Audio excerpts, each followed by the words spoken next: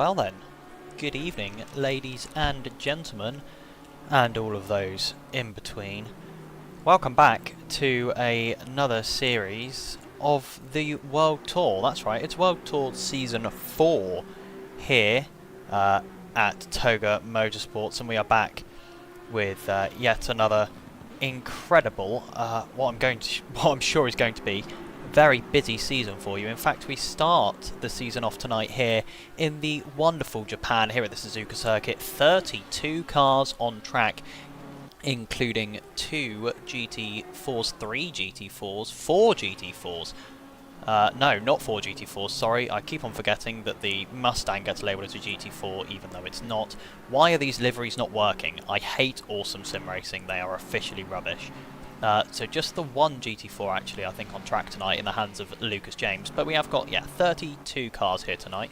We'll wait and see if there are any more that join as we make our way through this first session. But welcome to everyone on both Twitch and YouTube. Thank you very much for being here with me tonight as we see in the first round of this World Tour series.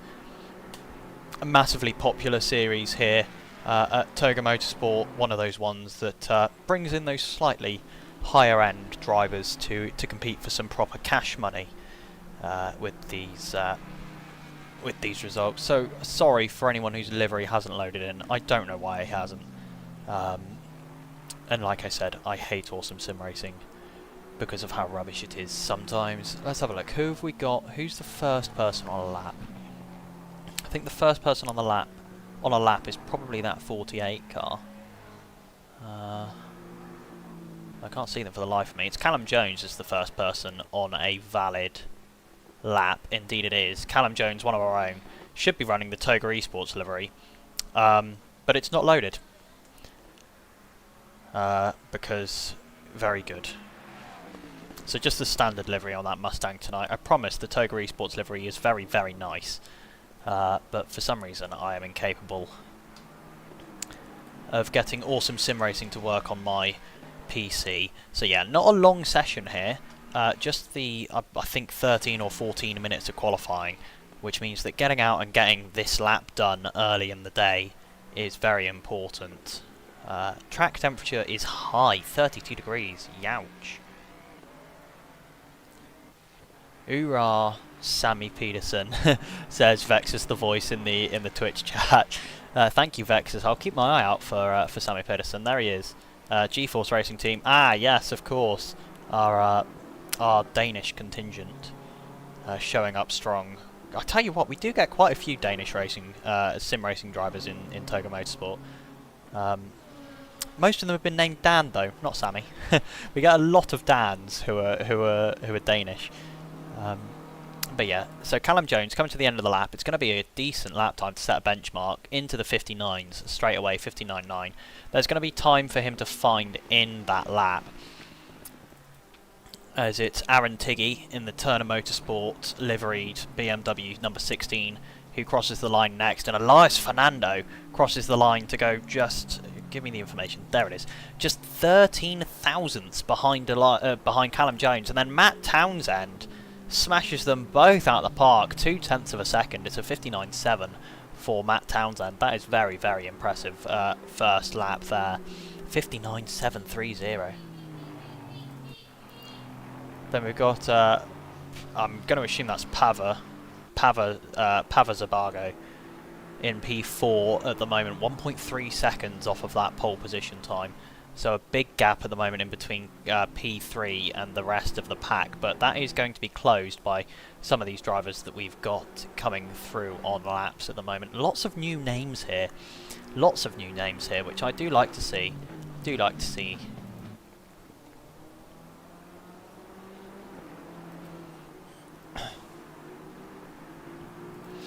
I'll tell you what, some of these gaps are close. Fabio Gallimini in this DMF Corsa Ferrari 296 that's just coming past us now. Beautiful livery on that. Very, very close to the back of Zabago. And then we've got Manfred Steiner in, again, another Turner Motorsports BMW here. Lovely. Those Turner Motorsports liveries are very nice. He's just a tenth behind Gallimini for P5. So the gaps are close here. Again, looking down here with Giuseppe Squatto, and again a DMF Corsa livery on that number 971 Ferrari. He is just about 400ths off the back of Victor Fockin here in the Vankelhorst Motorsport BMW. Callum Jones at the top has gone very, very close to the top of the times here, just over half a tenth short of Matt Townsend. I tell you what, let's do a little bit of an onboard lap here with Callum Jones through these sweeping S's at the start of the lap. Obviously inspired, has heavily inspired other sections of track around the world, including at COTA with those centre S's. Round the top, Dunlop Hill, very easy corner to run wide on and to get oversteer at. Understeer and oversteer, sometimes at the same time through that corner. Really, really not nice. Then we've got Degna 1. Third gear. Down to second here. Third on the exit for traction. Degna 2, done.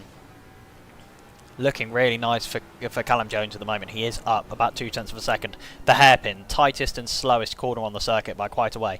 Getting on the power on the exit can be difficult, especially in some of these kind of front engine cars, because they get quite light at the rear. But the time is still good for Callum Jones, still up by quite a long way. Spoon curve now, double apex, you brake late, trail brake through. Fourth at the first apex, down to third, and possibly second. Power down the long back straight here.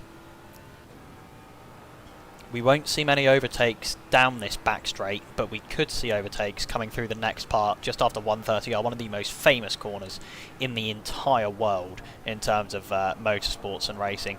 And Callum Jones invalidates that lap that he was so far up on the exit of 130R. Through the final chicane, he'll just back off, gather his thoughts, and off he goes again. Off he goes.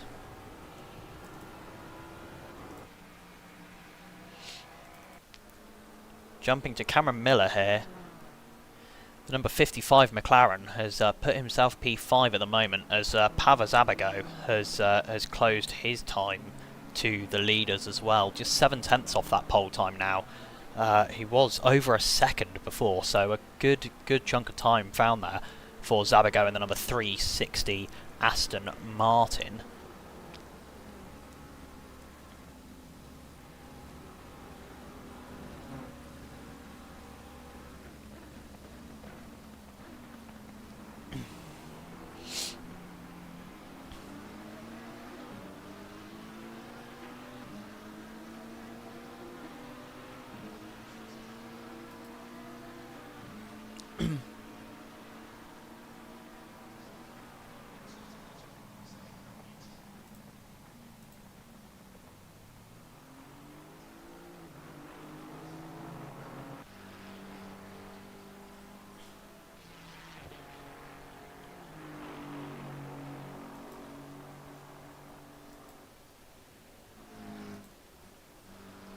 Who's that that's just gone to the top of the times? That's Bania?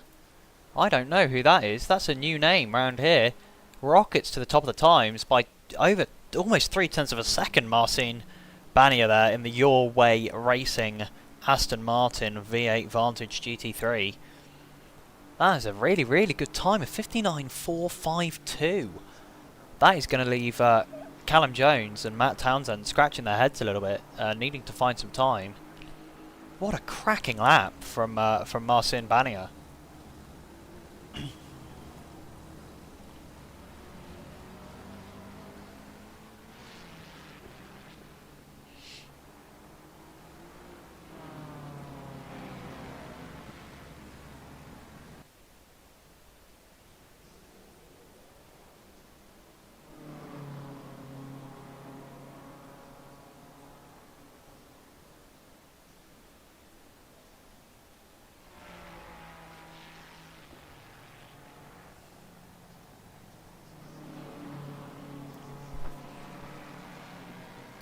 Got anyone else making kind of big improvements on their laps? We do.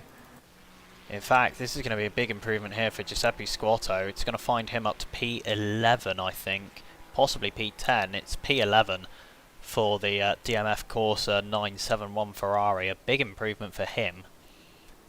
Also on a big improvement is Mate Dudas.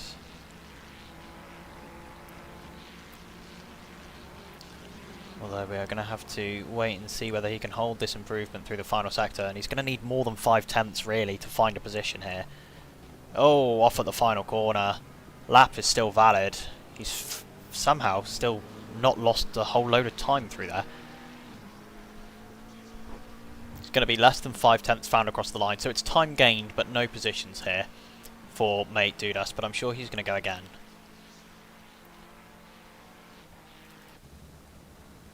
Maurice Buton, where did you come from in the supercharged motorsports car?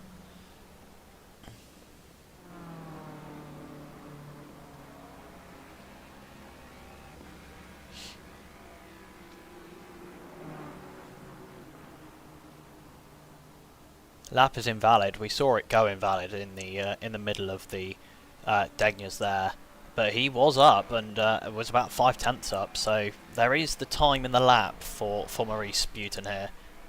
Just needs to find a little bit more. If you guys are in the chat and enjoying this this qualifying session, this big grid here at Suzuka, make sure to hit that like button. Hit the subscribe if you are on YouTube. If you're on Twitch and you aren't already following us, please do make sure to hit that follow button. We are trying to grow over on the Twitch side of things, having been a relatively YouTube based channel for a very long time. So make sure to hit that follow button, hit that heart button as well if you are on Twitch. Let us know that you're enjoying the content. Everything that we put on here, we try as much as possible for it to be free. This particular championship is a paid championship. Hello Barry, how are you doing, mate?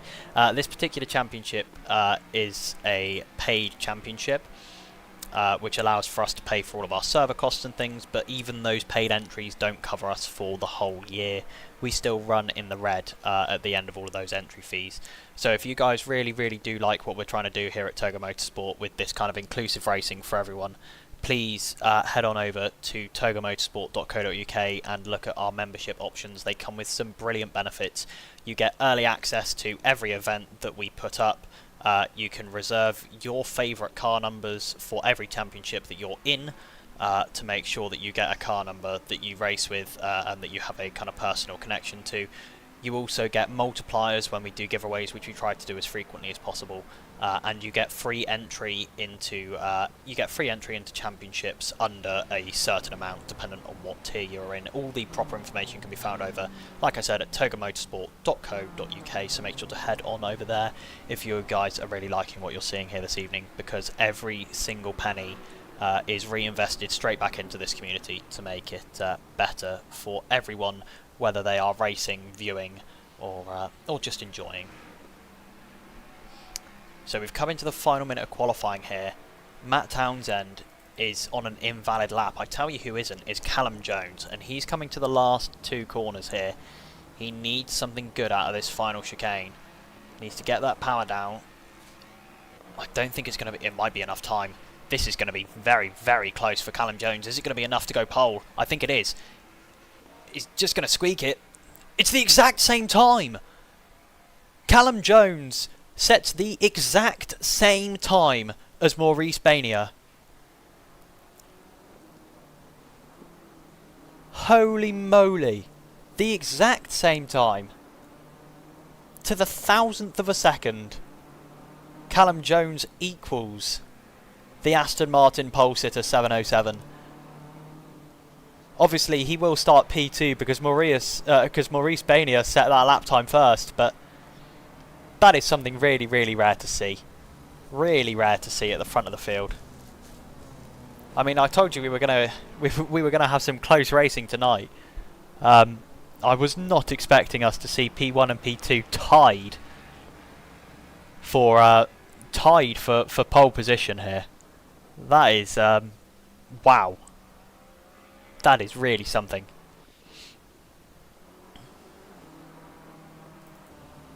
Maurice Bania on a lap, not improving at the moment, 0.3 down. In fact, he's stuck behind a Mustang, and he's called his lap. Maurice Buton is stuck behind behind an Aston as well, a McLaren, sorry, and a Ferrari, and he's called his lap. I tell you who hasn't called their lap is Callum Jones, and Callum Jones is improving. Is Callum Jones going to take pole position from the hands of Maurice Bania in the final moments of this qualifying session? He's into the final 2 corners, 1 acceleration zone and a kink to the right is all Callum Jones needs to get through. He's going to get a handy little bit of tow here from a BMW in front of him. He's 2 tenths up coming out the final corner. It's going to be enough for Callum Jones. It's going to be pole position here in Suzuka in round 1 of this World Tour Season 4. Indeed it is for the man in the Mustang by just over a tenth. What an incredible qualifying session. Oh my days. What a brilliant, brilliant quali. Further down the grid, there are still drivers improving. Finlay O'Reilly's going to rocket up the order here. He rocks it up to P10 from P19. For Finlay O'Reilly, almost 8 tenths of a second found on that final lap in the Team WRT number 59 BMW. And I think that's everyone done. What an incredible qualifying session. What an incredible qualifying session. I tell you what, I don't think I've ever seen anything quite like that. Drawn for lap times with seconds to go, and Callum Jones takes it at the final possible moment. He takes it. What an incredible qualifying session that was.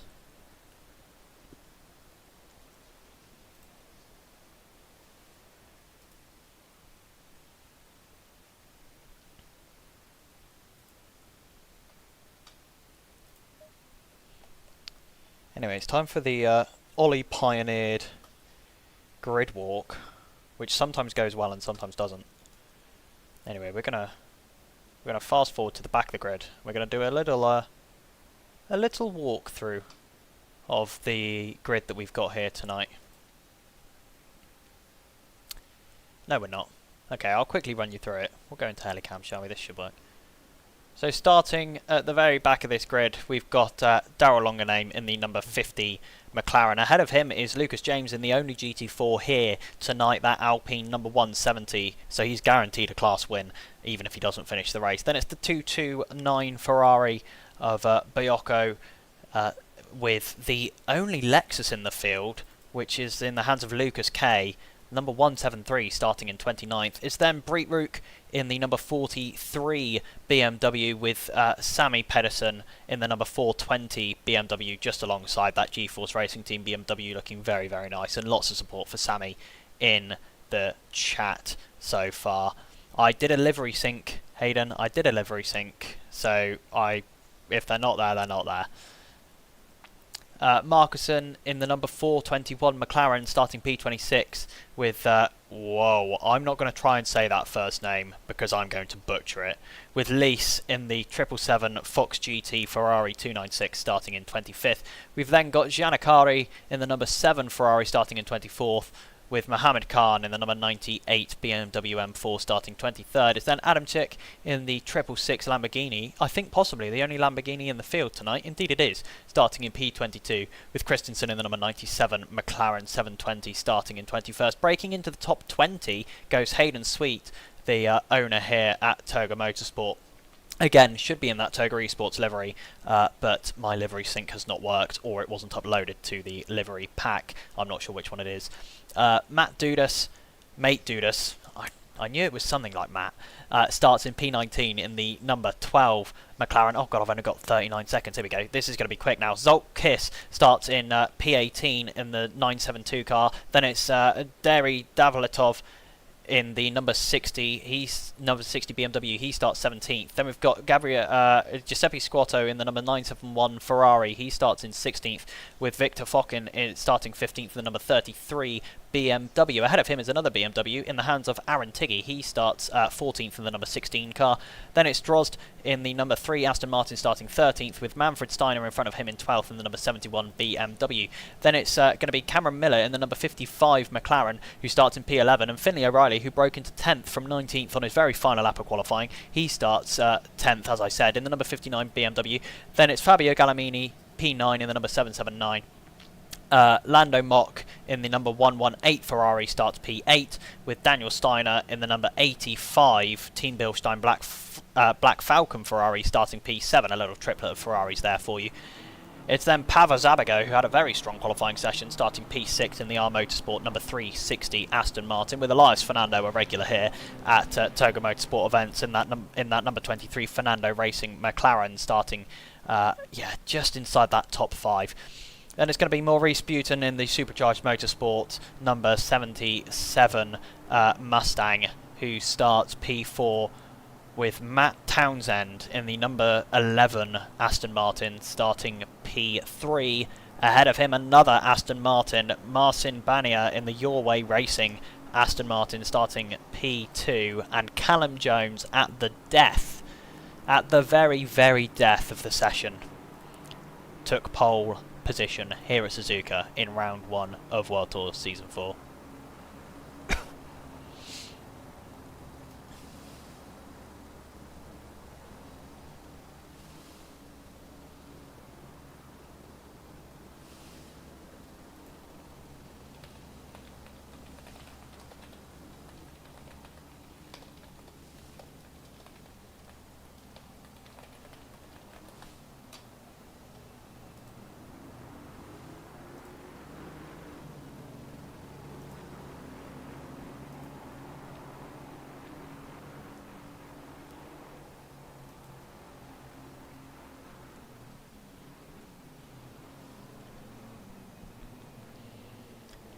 So here we go. Get your guesses in, everyone. Get your bets laid on the table.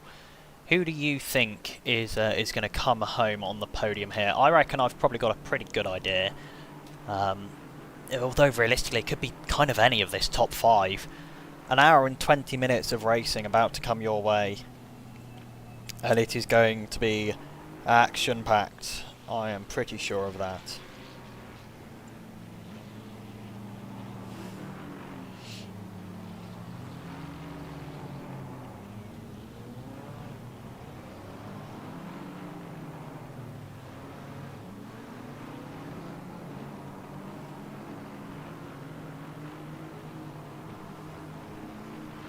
Coming down the back straight now. Not going to be long until these drivers get the 2x2 order. Normally comes just as the leaders head through 130R. In fact, we'll see when they do, because everyone will suddenly accelerate. Freedom! Indeed, Joshua Higginson. Yes, those V8 Mustangs roaring their way to the top of the grid this evening. P1 and P4 for the Mustangs, and then Hayden Sweet in P20. A newbie to the Mustangs, so we'll let him get away with that one. Yeah, here we go, forming up now in that grid formation, 2x2x2x2x2x2, but I could keep going forever. There's a lot of 2x2, essentially. Here we go, final chicane. Drivers are going to be hoping that their tyres are at least somewhat warm and near the correct pressure window. And then we are going to get racing. I'm going to keep with this front battle because I think this is going to be an incredibly tight race for this top 5. Less than 3/10 separating them at the end of qualifying. At one point the top 2 tied in qualifying. This is going to be incredibly close. Absolutely, Davide. Look who's on pole. Callum Jones repping after having been away for about 4 weeks on a driving holiday through Europe. But here we go. We're going to be going green. Here we go. Green, green, green. And it's been a poor start for the P2 car. Damage and contact between P3 and P4. But is it going to be... It is Maurice Buton up the inside of Marcin Benia at turn 1. So it's a Mustang 1-2. Freedom all the way, baby. It's been a clean start, I think. I don't know if anyone's been involved in an actual collision as of yet. Right as I say that, I see someone going off in the gravel on the inside in the background, which is probably not a good thing. Oh, a drive-through for Christensen. Must have been out of position on the start. And we do have some cars, I think. Yes, we do have some cars off. Whoa, yes, there's definitely been some cars off. Oh, secondary contact there. That is just silly from those guys. I don't think we're going to be... I don't think we're going to be called for a red flag. No, we're not. We're going to keep racing. There's more contact all over the place at the moment, as everyone gets themselves sorted out here on lap 1. Oh.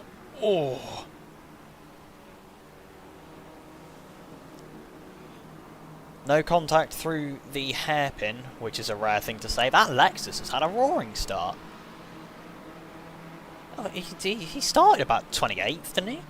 He's up to 23rd already. Brilliant start for him. Hayden Sweet up the inside of a McLaren there. Lamborghini going off. That's Adamczyk in that Lamborghini, just braking far too late for the spoon curve. And off he goes.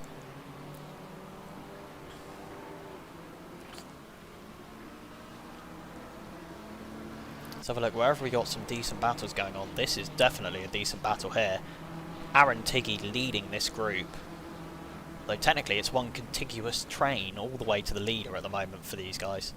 All within a second of the car ahead, apart from Mock in P8.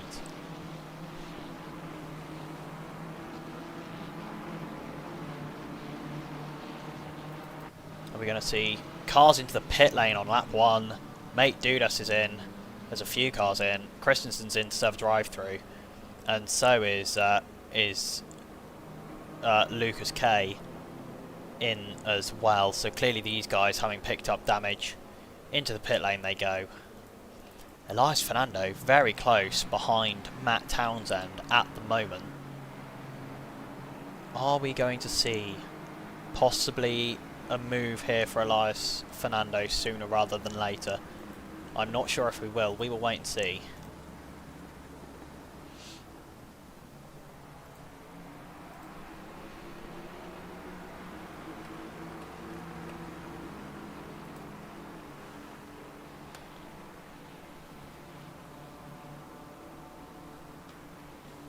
But what an insane start to the race. Maurice Buton gaining 2 positions in the end. One on Matt Townsend, who he started alongside, and one on Maurice. It's Maurice Buton and Marcin Banias. They've got such similar names. Sorry guys, I'm going to mess those 2 up all night. I'll try to spin my head the right way and get them in the right order, but we'll wait and see. I doubt it's going to happen, to be entirely honest.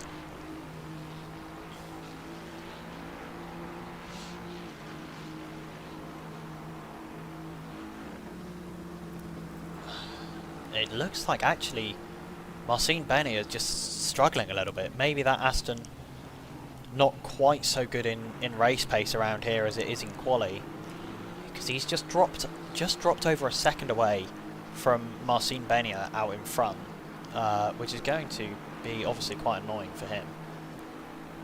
And that gap is growing because Maurice Buton is right in the slipstream of that, as we all know, incredibly fast in a straight line Mustang. Elias Fernando going off track there in between turn 1 and turn 2, caught out by a lapped car who is now rather fighting the cars behind as well.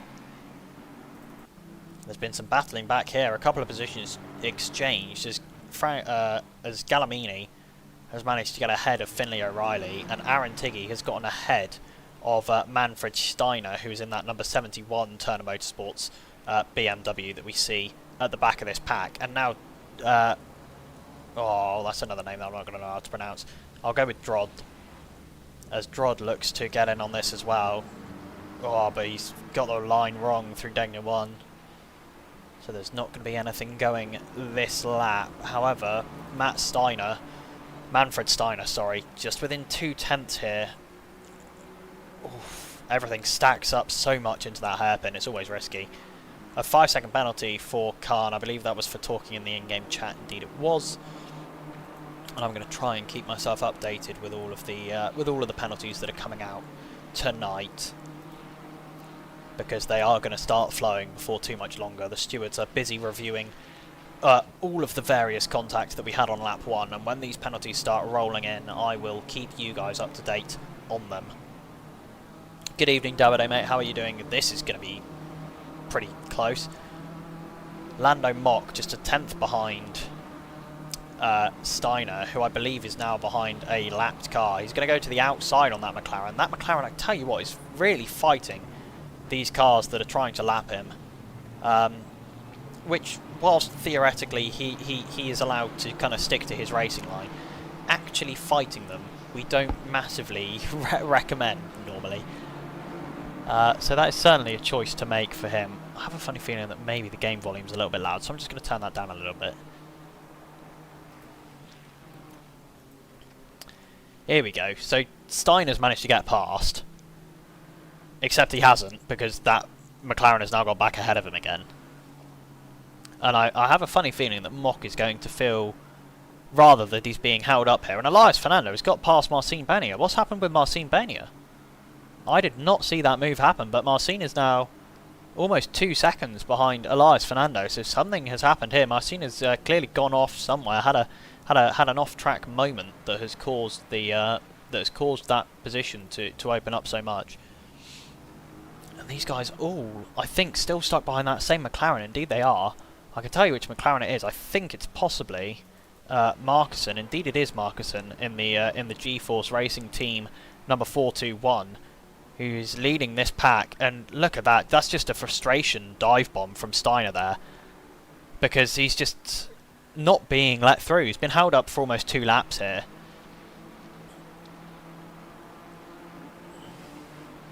I have a funny feeling that Steiner's going to go for another one of those moves into spoon curve. No, Markussen cuts that off. But this must be just infuriating right now. Galamini's round. That's not good. That is not good. We've lost 2 cars here. It's Finlay O'Reilly is one of them. Finlay O'Reilly's lost out. He was in that Team WRT McDonald's car. Manfred Steiner has lost out in that. And that has all been caused because this McLaren has been massively fighting back markers for the cars that are lapping him for the last 2 laps. All of that would have been avoidable. But this McLaren has been fighting tooth and nail with every single car that's come past him, and it is, yeah, it's not acceptable.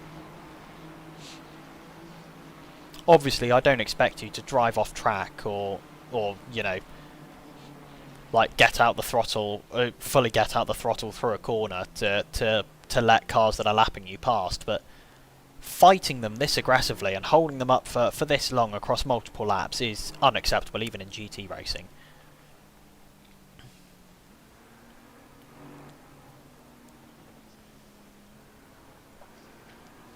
I mean, this is ridiculous.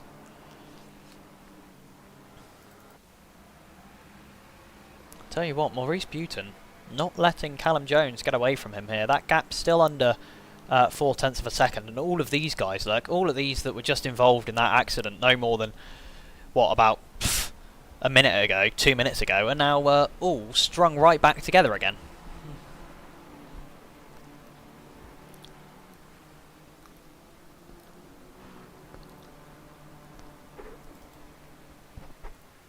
Because they are all still desperately trying to get past Markussen. So Galamini has got back ahead of Drod again. And now Lando Mock has lost almost 3 seconds to Steiner. Just because this McLaren is just refusing to move out of the way and is seconds slower a lap.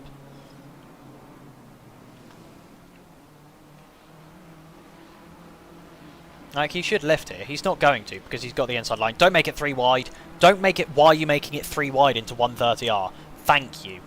Holy moly, I could foresee a big crash there. And that Ferrari on the outside is hit off track, even though he's fully alongside. Hit off by a blue flagged car who has been horrifically defending his position against drivers who are lapping him. It's just ridiculous and not acceptable at all. Not acceptable at all. And I have a funny feeling that he might have just been turned into the pit lane wall. Indeed he has, and if I'm being entirely honest, which I am being right now, I can understand why someone might have done that. Because there is ridiculous, and then there is whatever he was doing. No, he's just bounced it himself. No, he's coming to the pit lane on his own, just driven into the pit lane wall. What was the point in holding these guys up for the last 4 laps then? Some people I don't understand. I really don't understand. It's just proven to be a completely pointless exercise in how to show that you don't understand racing. Honestly.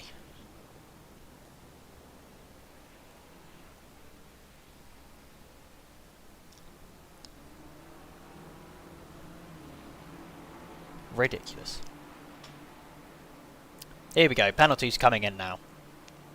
It's going to be 10 seconds for the number 12 car for push to pass on car 3 lap 1. 10 seconds for car 12 push to pass on car 33 lap 1. 10 seconds for car 3 push to pass on car 12 lap 1. So they've kind of had a little bit of door banging to and fro with each other, exchanging positions a little bit. And then 15 seconds for car 777, minor contact, multiple cars involved on lap 1. Thank you to whoever that was. I'm going to miss it by the time that I've minimised all my screens to be able to see it again. Thank you to whoever that was that just followed. I believe that's one of our Twitch notifications, who just followed or subscribed. Thank you. Unfortunately, I can't see it because I've got so many tabs open in my top window right now that I can't see anything that's going on. I do apologise that I've missed that, but thank you to whoever that was for your support. Thank you very, very much. And Buton has had a little bit of a clanger of a lap here, and has dropped off the back of Callum Jones. That gap over a second for the first time this race. Have we lost a car here? No, we haven't. But the number 7 car has gone off. That's why so many cars have suddenly gained positions up here. Okay, that makes sense. And Elias Fernando looks still right with Matt Townsend. I tell you what, let's look. Let's focus in on this battle for a bit, shall we? Because this is going to be, I mean, proper close. Look at how close the front end of that McLaren is going to get through the hairpin here, right on the back of him. Just waiting, just waiting.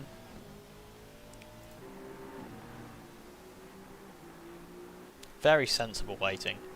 But Elias Fernando is properly with him, right with him here. And they're not far behind those leaders. I tell you what, Maurice Buton has done a good job here, closed that gap back down.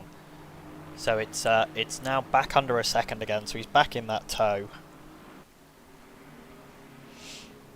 But we are going to have to wait and see whether that gap continues to stay where it is, or whether it's going to move on again.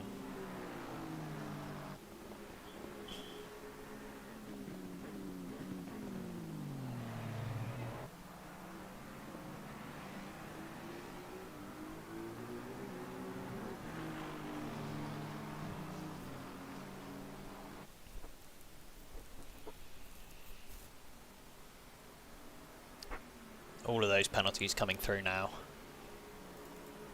Elias Fernando, right, I mean really right on the back of him. Oh, whoa, Lando Mock around. This is going to be a nasty crash here on the old replay. Coming down the back straight. I have a funny feeling that I know what's going to happen here. He's going to run wide coming out of 130R or take too much curb on the inside. One of the two. Take your pick.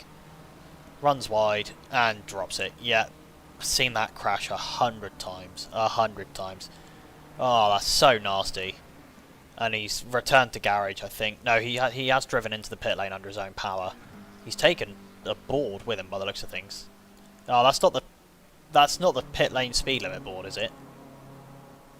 I think it is. I think Lando Mock here might have just wiped out the pit lane speed limit board. I really do think he has.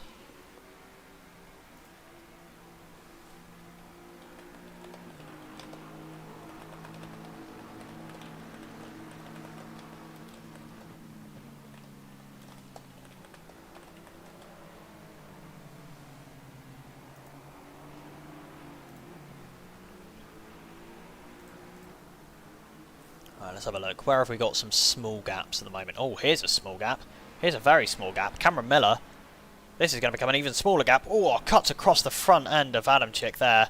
Adamczyk almost too late on the brakes, almost hits him into the hairpin, but that is P17 for Cameron Miller.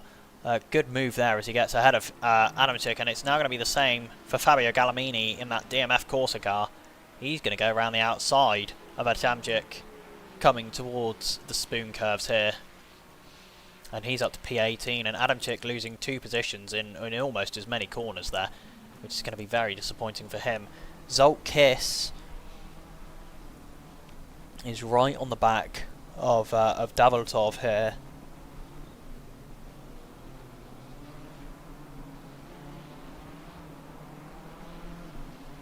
Let's see if a move can be made by that number 972 Ferrari.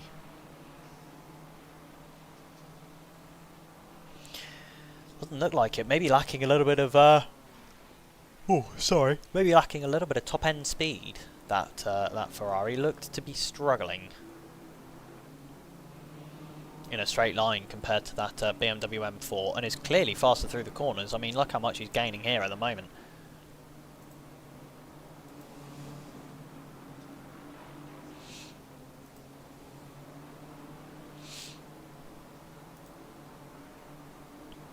Although he's lost it there, and it's going to be Finlay O'Reilly going through for P11 in the number 59 Team WRT BMW. Indeed it is, he's ahead. And Kiss, who looked to be lining up a move on Davltov, finds himself now actually losing a position. That he will not have expected. And Fabio Gallimini, having gained a position just the other lap, is going to be looking now to gain as well on Cameron Miller.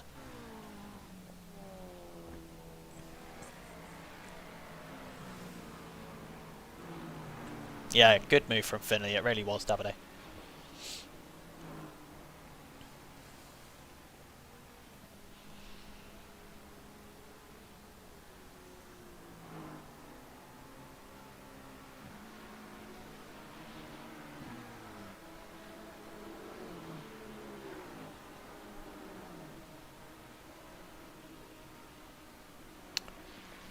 I have a funny feeling that we don't have a pit window. Because Lando Mock, I keep on getting his name wrong. Lando Mock's pit stop is showing as valid, which I don't think it should do until it's within that middle kind of 10 or 15 minutes. So possibly a mistake there. Whoa, lap traffic now for leaders, and Elias Fernando was right on the tail end of that number 11 Aston Martin there.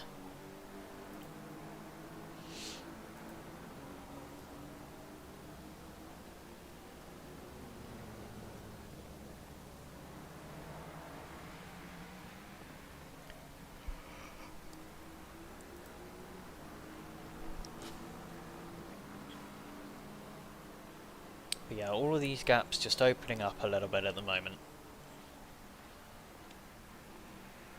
Just opening up as we wait for the pit stop cycle to roll around, which is going to be in about another 20 minutes time.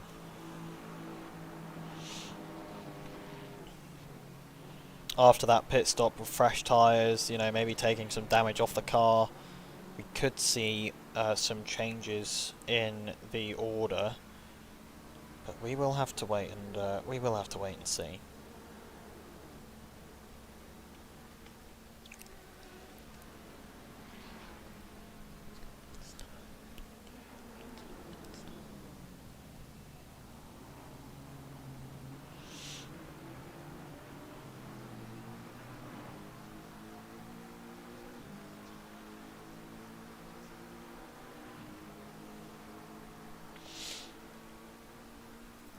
Finlay O'Reilly might be looking for a move on Davltov here before too long.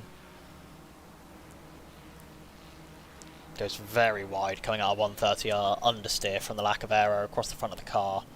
And that's going to spell the end of that move, at least for now. Interestingly, Maurice Buton back out of that 1 second window with Callum Jones, so he's going to have to push a little bit harder in that 77 Ford Mustang if he plans on getting back into that seconds gap and feeling the benefit of the slipstream again. Look at this, Finlay O'Reilly all over the back of Daviltov here, really looking, searching everywhere to try and get a move done. And Maurice is back with the leader again, and the 229 car has gone around. That's probably not good. Doesn't disturb the leaders, spins up the rear tyres and crashes again on his own. They should just be able to cleanly get going here. Chill out on the throttle, you're back on the track now so you can run. Just get on the track, there we go. And everything is calm. Finlay O'Reilly, whoa! Finlay. That move is never on the inside of the Denya 2. Never on the inside of Denya 2. Thankfully he's the only one to lose any ground because of it. And here comes Hayden Sweet to steal P14. And Finlay O'Reilly there, causing himself to lose 4 positions, for no real reason. And I tell you what, Maurice Buton, he really responds to those poor laps that he has by just booting in a ridiculously quick one. Whoa, massive snap for Callum Jones. That could be crucial, because Buton has had a clean run. The gaps are 10th, coming down the front straight. Callum Jones to the inside, Maurice Buton to the outside. Callum Jones is later on the brakes and keeps the lead through turn 1, but this could be a developing lead battle now, as Aaron Tiggy has had a problem coming out of Spoon Curve, and it looks like Hayden Sweet possibly with a problem as well, going very slow on the inside line, coming towards 130R there. No, he's managed to keep it going. Looks like everything is okay for Hayden there.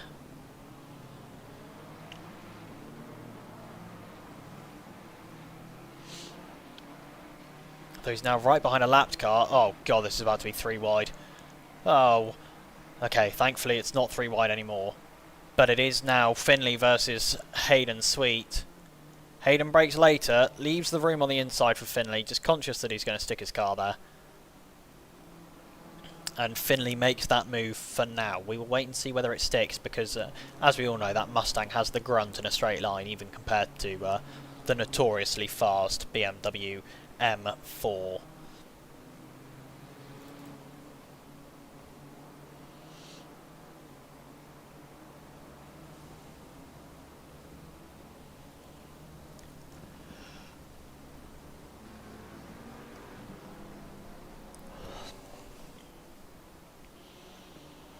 Still plenty of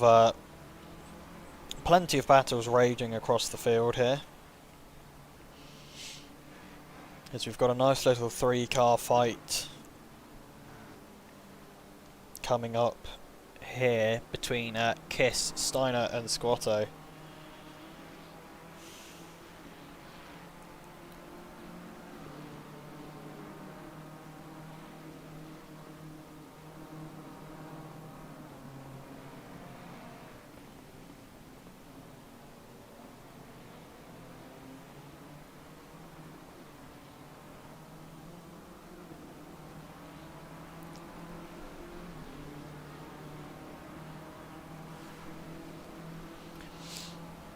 Although 4 tenths now, and Squatto has just dropped back a bit, lapping here Lucas James in that solo GT4 entry.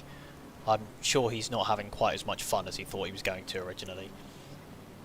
And we've had more penalties come through, so let's have a check on the old penalty outcomes chat. Indeed, a 5 second for car 59, push to pass on car 779 on lap 3. And 15 seconds for car 779, minor contact, no attempt to evade, lap 4. So those guys are running on lap 4. We're currently 25 minutes into this race, so we've done about 10 laps. So clearly a lot of contact incidents for the stewards to be going through. But we will continue to get penalties coming through as the race progresses. Obviously, the more the race goes on, the less contact forms are spawned for the stewards to review, and hence they kind of catch up on the backlog as the race goes on. So expect plenty of penalties to be coming through in the next, I would say, probably 20 minutes or so.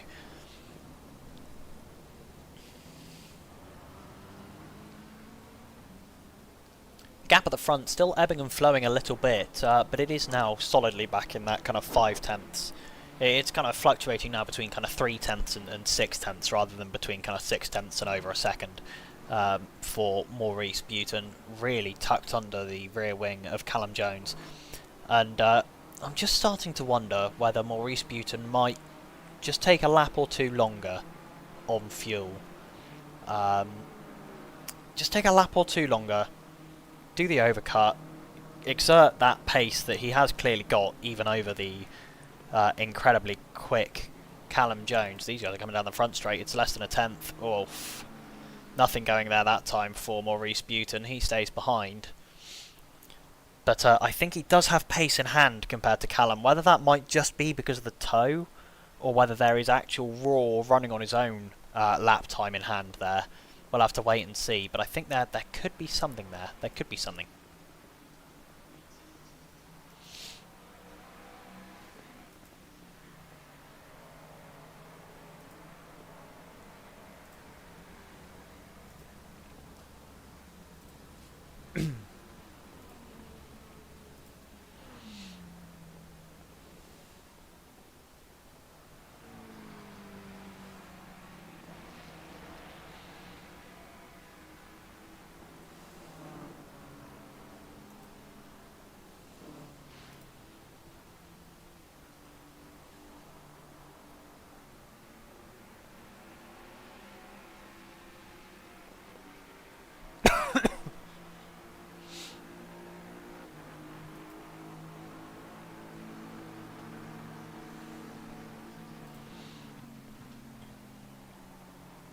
Oh, hello. We've got a proper fight here now. Squatto just 10th behind Steiner. And behind them is Aaron Tiggy, who's caught up to these guys as well. And then Kiss is only 7 tenths ahead of Steiner, and Kiss is only 9 tenths behind Daviltov. So there is certainly a 5-way battle opening up here with 52 minutes left to race. Are we going to see something proper here? I have a funny feeling this could get very tense. What could get more tense is this now. Maurice Buton, less than a tenth behind Callum Jones, again coming onto this front straight. He's been getting better exits. Matt Townsend is into the pit lane. I think he's realised there's no pit window that he needs to box under, so he's making his pit stop early, hoping to get into some clean air and run some fast lap times straight out the box. I don't think he's got any damage. No, he doesn't, so he's not coming because of a crash. I'm going to pan back to this battle. I'm going to keep my eye like a hawk on that gap at the top though, because they are clearly very, very close. And I think if Matt Townsend has timed this right, he's going to come out in that kind of 10-second gap between P18 and P19, which would be wonderful news for him. It's going to be close though, because he's possibly already rolling. No, he is still stationary in the pit lane. Let's have a look where Matt Townsend comes out actually, because this will be interesting. And I tell you what, I think, is he going to be in that 10-second gap? I don't think he is. I don't think he's close enough to the exit, to the pit lane exit line. No, he is. He's going to be perfectly in that 10-second gap. Oh, no, he's not. He's going to get... No, he doesn't get overtaken. Yeah, he's perfect. He's got 10 seconds of clean air ahead of him. Matt Townsend here. He is picked the perfect time to make that pit stop, I would argue.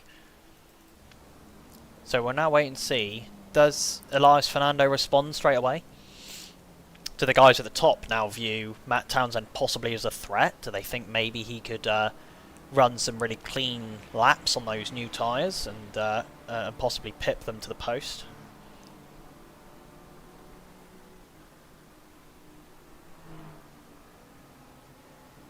Oh, the 29 of Hayden Sweet is around, and he's returned to garage. Must be some pretty hefty damage to the front end of that Mustang that we can't see. Let's have a look. I have a funny feeling we're going to watch the tail end of a crash here. So he's got a little bit of damage on the front end. That's nothing too bad there. He then just off track. Oh no, there is some damage. Has he got steering damage maybe? I think he must have. Yeah, he can't steer. Only just at the start of the lap, and then he's R2G'd, and we'll wait to make any necessary repairs. Elias Fernando does come in straight away, however. We're still in the replay. Give it like a second and we'll see Elias Fernando into the pit lane. So he's responded to Matt Townsend. Let's see, has Matt Townsend had a good enough outlap to keep his position here, or has Elias Fernando had a good enough of an in-lap to possibly take position off of Matt Townsend? He's right near the pit exit line here, so if he's moving any time soon, it's going to be very, very close. He's off the jacks and moving. This is going to be close. This is going to be close. This is going to be really close. I think Matt Townsend is going to get him, but it's not going to be by lots. Here's Matt Townsend. Elias Fernando's ahead of him. Elias Fernando has overcut Matt Townsend to get onto the podium. Elias Fernando now running in net P3 after what appeared to be a brilliant in-lap for the McLaren number 23 driver of Elias Fernando. What an in-lap for him. Manfred Steiner still hunting all over the back of Kiss. Looking for a move, nothing going still. Still a 4-car battle here at the moment. And has Tiggy got enough of a run here on Squatto? I don't think he's going to. I think they're going to have to wait. And the 777 is off track ahead of them. Oh no, he's not. That's at turn 1. I always forget that the track map here is flipped, so that turn 1's at the top of the image. And there goes Aaron Tiggy up the inside of Squatto, who ran off track on his own. Up to P9 for Tiggy here. And Kiss is going to be looking for a move on Daviltov here. Not into 130R. Please be sensible. Please never into 130R. That's always a bad idea.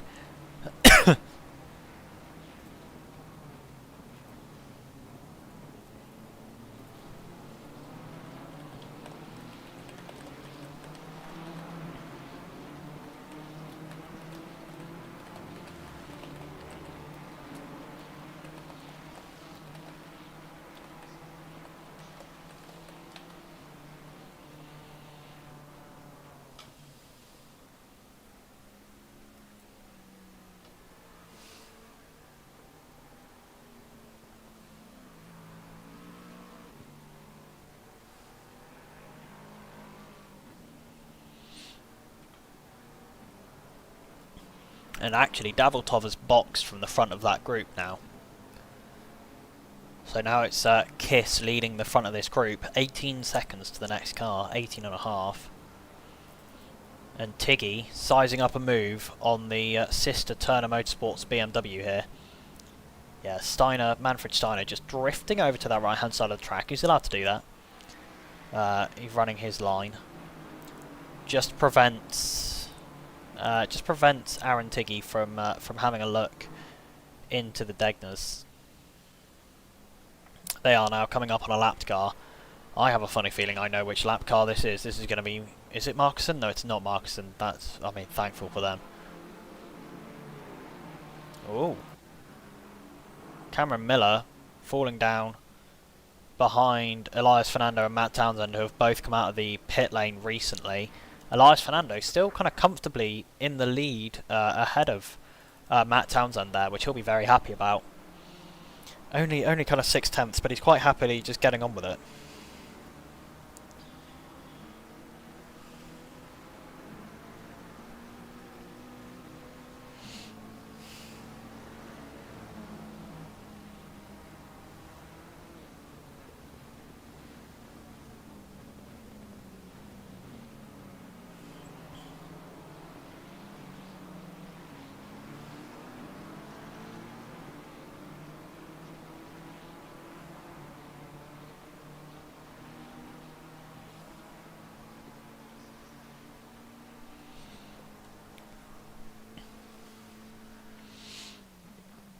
Still a battle raging here. Finlay O'Reilly just behind Giuseppe Squatto, that DMF Corsa 971 Ferrari that the Helicam is following at the moment. But nothing really going.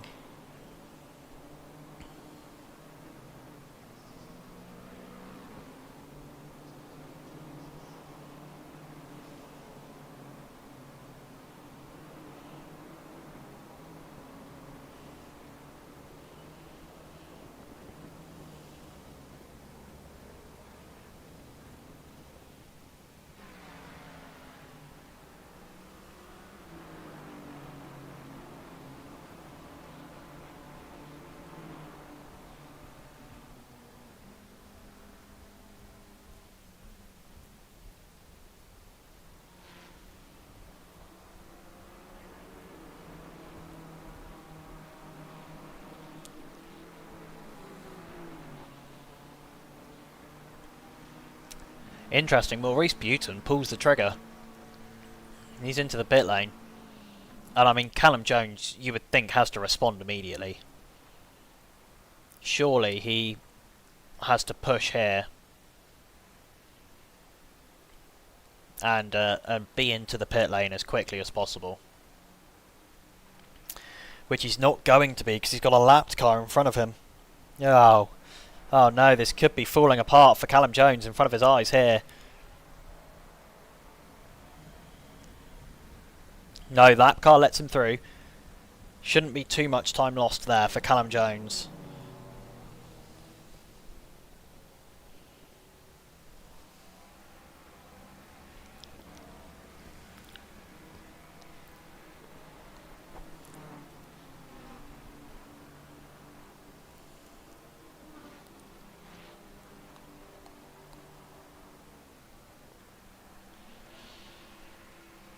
So Buton is out in P10. Callum Jones needs to be in and out. Needs to get there as quickly as possible. Be in the pit lane as soon as possible. And I tell you what he's going to do on this lap, I reckon. He's going to use up what we call, well, what he calls speed tokens. Which are also known as official track limit warnings for anyone who plays ACC on the regular. Callum calls them speed tokens. Oh no, not a GT4. I don't think he's going to catch Lucas before the end of the lap. No, he's not. Callum Jones. Oh, he is. He's going to catch him coming out of the chicane. This is the worst time for Callum Jones to catch him, because Lucas James will try and stay on the inside, and that's where Callum Jones wants to be going.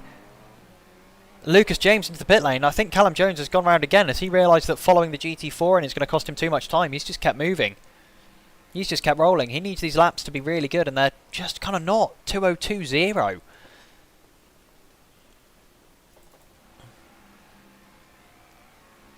Needs them to be faster than that. Really needs them to be faster than that.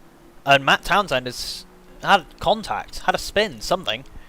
Because he's now well behind Elias Fernando. 4 seconds almost behind Elias Fernando, more than, in fact. Marcin Benia is into the pits. What has happened to Matt Townsend? Tell you what, let's have a little look into the replay. The number 777 has been disqualified for speeding in the pit lane, but that's not what we're worried about here. I want to see what's happened with Matt Townsend coming through this lap. Here, he's right behind Elias Fernando. Let's have a look, live replay. Has he struggled to get past this BMW lapped car? I have a funny feeling that might be it. Has there been a minor piece of contact between the two of them? Or there might have been. Don't tell me that BMW's tried to fight him. Oh, for God's sake. You're a lapped car. Oh no, he's not. It's the 98 actually. No, he has every right to try and fight that. I didn't realise. They are fighting for position. So he's just lost the time naturally and then, oh, bonked on the inside. Goes straight across the hairpin and has to come back onto circuit again. And now running, yeah, 3.5 seconds behind.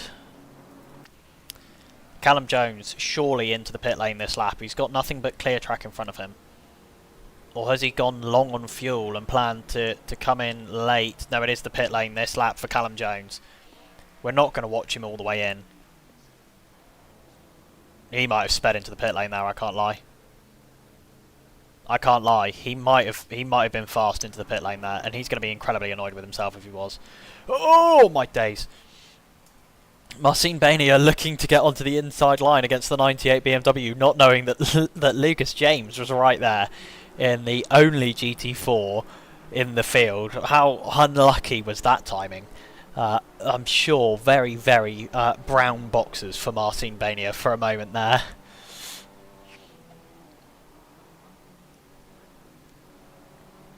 I believe I've got a brown flag emoji that I can put into chat actually. Brown flag. No, do I not? That's disappointing. Oh, it's because it's not. It's because it's not cross-channel. I always forget that. So anyway, Callum Jones is in the pit lane. He's going to be moving surely any second now. I mean, he needs to be. There's Buton. Buton's going to have him here. Button is going to have him, surely. Surely Button has him. He does. No. Maybe. Where's Callum Jones? There he is! Oh, Callum Jones out of the lead by, I mean, tenths of a second. They now have to fight, I think, the most stubborn backmarker that you've ever seen. Oh no, it's not actually. It's not the most stubborn backmarker. It's a normal one. Whoa! Who almost takes out Callum Jones by braking on the racing line. 38 minutes of this race left, and it is far from over, let me tell you that much for free.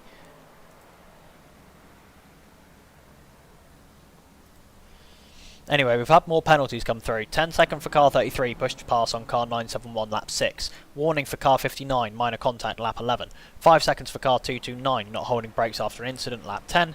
5 seconds for car 16, reactive blocking, lap 11. 10 seconds for car 971, unsafe rejoin, slight contact on lap 6. Hopefully, I don't think I've seen many more crashes since then, so I think that's pretty much going to have brought us up to speed in terms of major penalties that are being given out. So Elias Fernando now 5 seconds ahead of Matt Townsend. I mean, wow, yeah, that is a lot of time that Matt Townsend has lost there after the collision with, I believe it was the 98 of Khan. He's going to be very frustrated by that, I'm sure.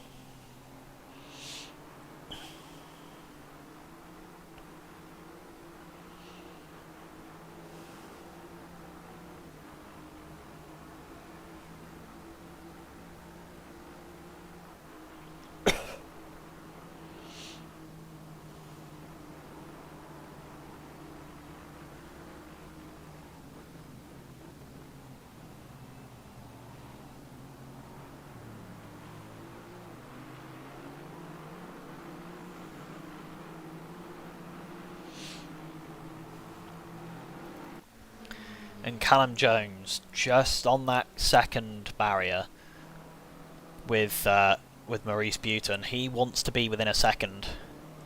He's got fresher tyres by 2 laps. He will have had 2 laps less of fuel in the car on those tyres since the beginning, which will help with the tyre wear.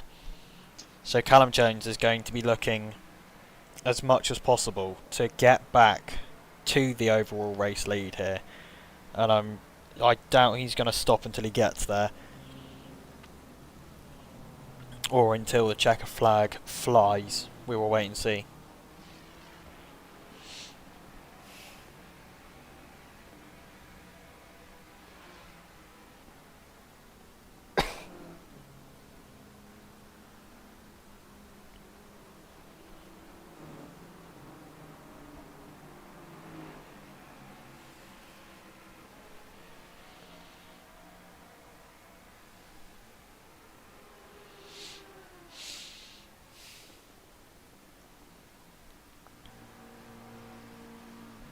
Callum Jones going to be pushing this Mustang possibly harder than he did in qualifying to try and make these positions.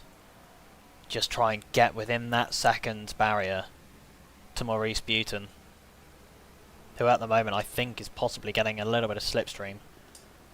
Callum Jones sideways on entry there, holy moly.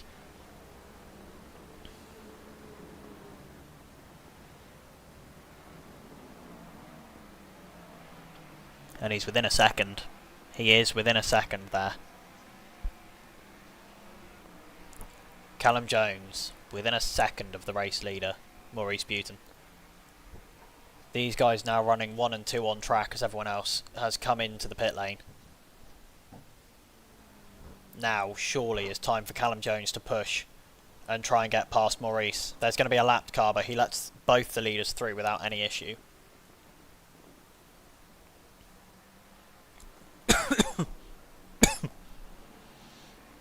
Sorry everyone, my throat is a little bit dry. It's been a long time since I've done this whole it's been a short while since I've done this whole commentating thing. So just getting a little bit dry in the throat here.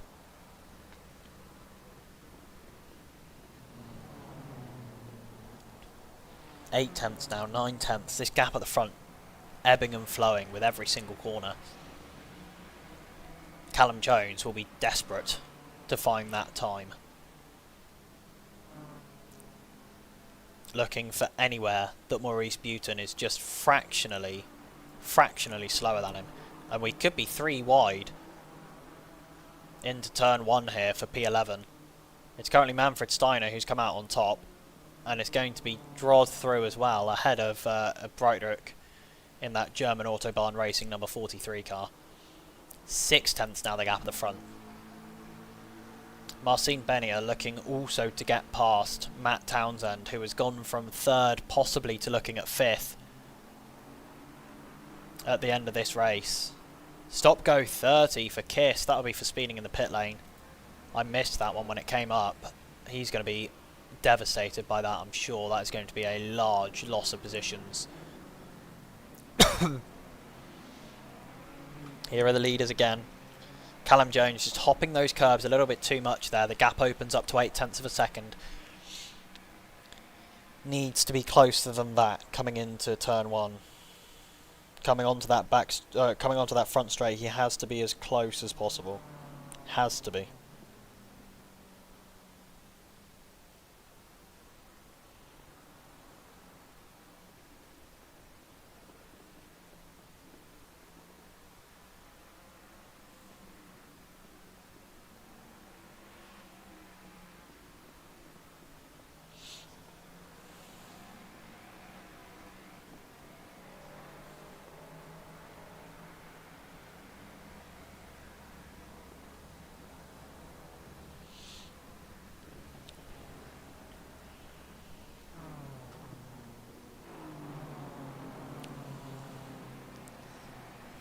Not many other battles in the field right now, but that is fine.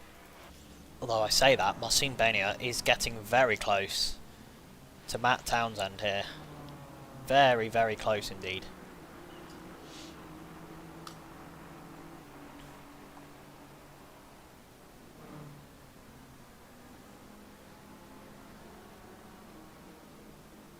Two drivers yet to make a valid pit stop.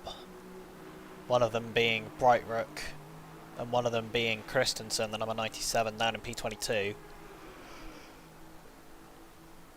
And they are going to have to be making that pit stop sometime shortly. Mostly because they're going to be, you know, it's not going to be ages and ages before they're looking at running out of fuel.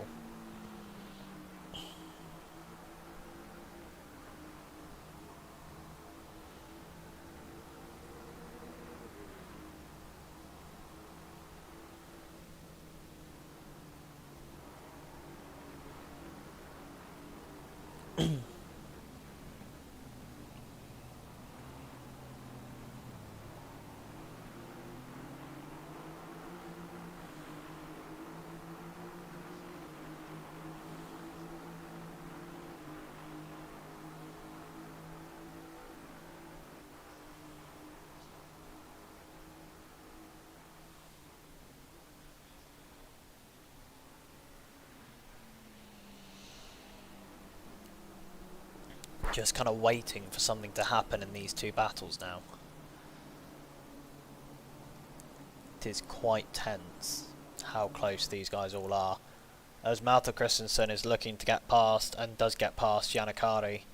However, he does still obviously have that that pit stop to serve.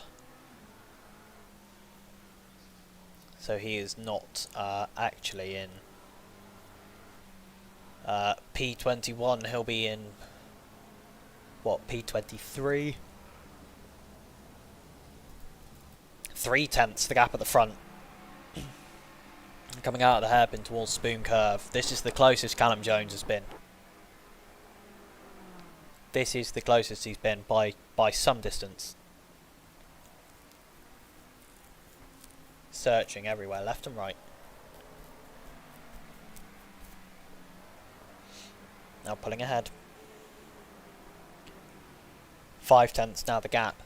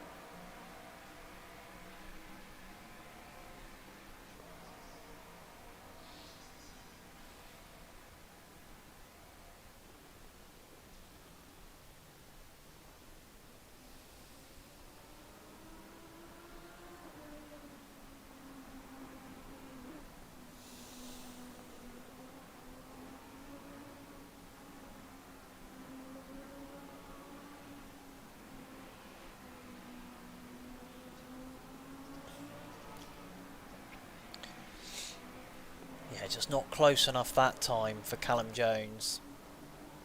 He is obviously looking for a way through. He is waiting and waiting and waiting to get that position. Oh, I tell you what I forgot to have on this whole time. Is our YouTube and Twitch rolling ads. Whoops, my bad. Sorry guys, I am a professional at what I do actually. Don't hold me to that. I had everything set up so well. It was all under control. I knew what I was doing and everything, and then it all just went wrong. All went wrong. Thought I had everything prepared, and then I ended up looking like a melt. Oh well. We'll get him next time, boys. We'll get him next time.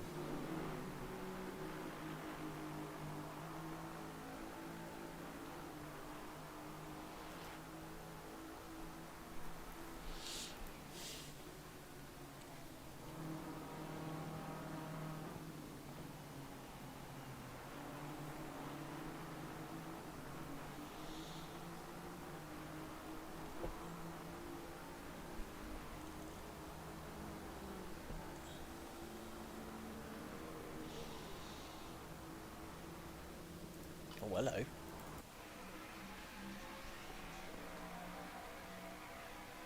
Gap is 0.3. This is the closest I think Callum Jones has been on this front stretch at the moment. 0.2. Still not going to be enough into turn 1. Callum Jones closes under braking. He is right on the back of Maurice Buton. 26. Oh, sorry, I got the hiccups now. 26 minutes to go. And these two Mustangs have run away with the competition. 8 seconds ahead of the next car. 8.5 seconds ahead of the next car. They've dominated this race. It's now just up to the two of them to decide who wins. It'll either be one of those two, or it'll be Elias Fernando, because they've come together. I hope that isn't the outcome, because they've had extremely clean racing so far, but those are the three options. It's either Callum Jones, Maurice Buton, or probably Elias Fernando, if they were to come together.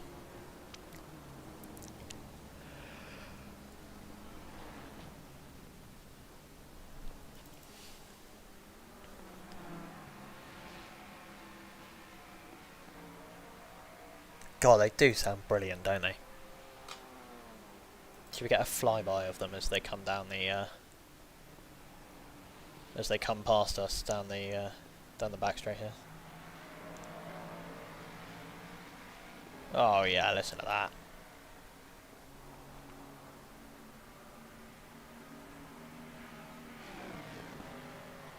Oh yes.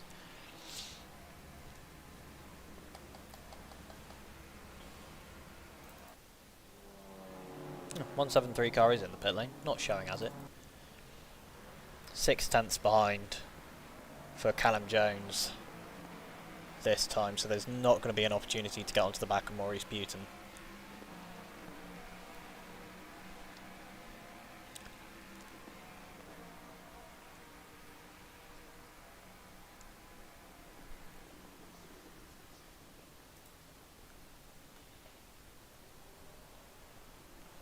Right, do we reckon then that Callum Jones is going to get ahead of Maurice Buton in the last 24 minutes of this race? Let me know in chat, because I do genuinely think there could be a chance.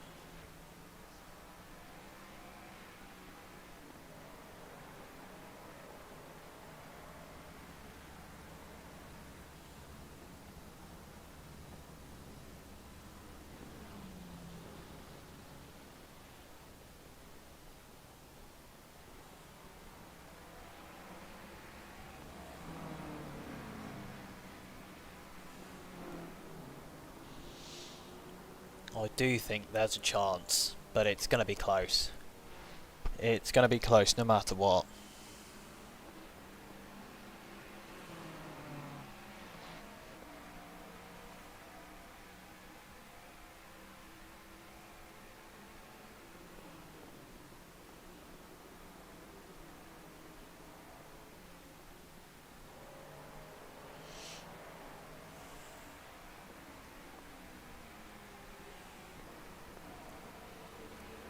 Just 5 tenths between them.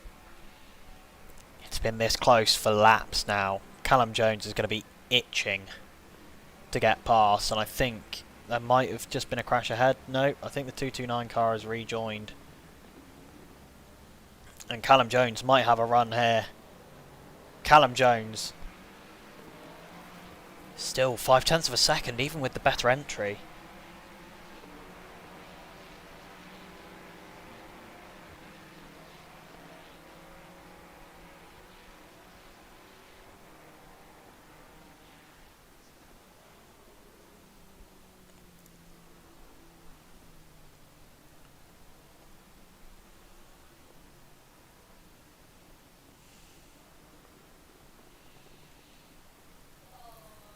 Callum Jones again, just 3 tenths of a second. So close. He is so close. He can smell that lights to flag win. He can smell that first win of Season 4 of the World Tour Series here at Toga Motorsport, and he wants it.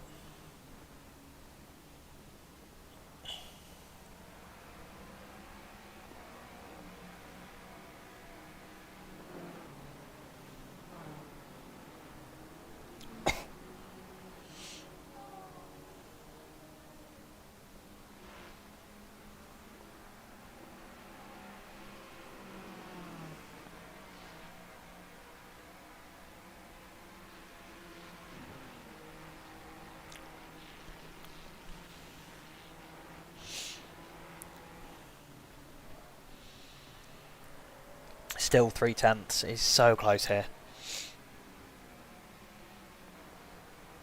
Callum Jones has to be thinking to himself, did that extra lap cost him? I don't think it did. I think if he'd come in behind Lucas James in that GT4, it only would have been worse. Callum Jones goes wide. Callum Jones goes wide on his own. The gap is out to a second again. Maurice Buton is going to be delighted by that. Callum Jones needs a huge lap now. 7 tenths. He's back in again already. 7 tenths, 8 tenths. He's just got to try and stick with Maurice Buton, at least for now.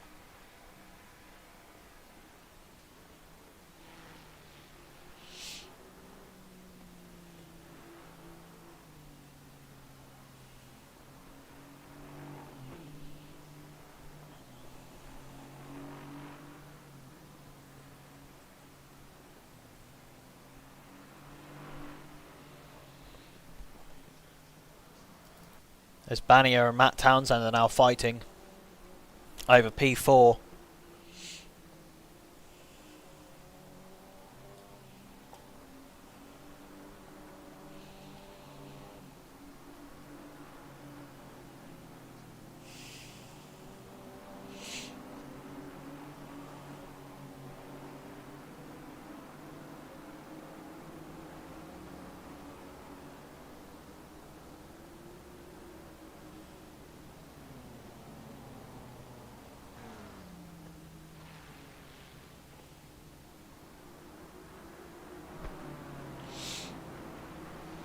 Both of those gaps back open to kind of 7 or 8 tenths now.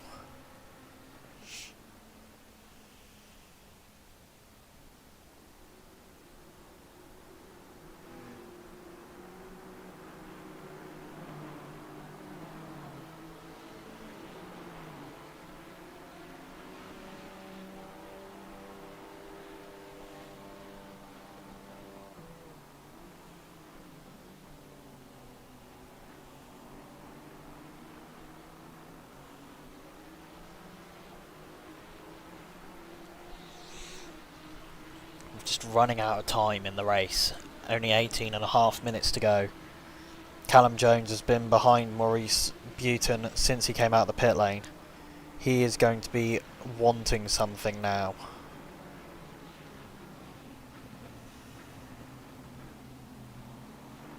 He's going to be wanting this position more than you can imagine.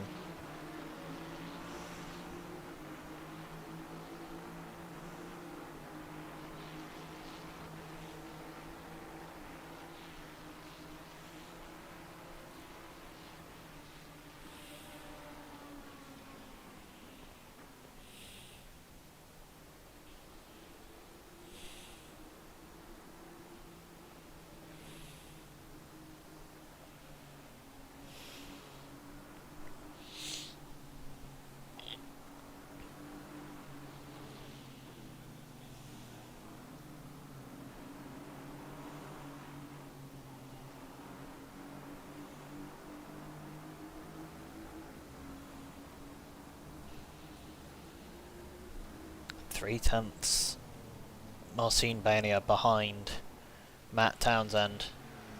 He's going to be looking for something here. Got relatively clear track ahead. There is a little bit of traffic, as you can see there, the 229 car going just out of shot. But Marcin Bagnaia are going to be desperate for something now.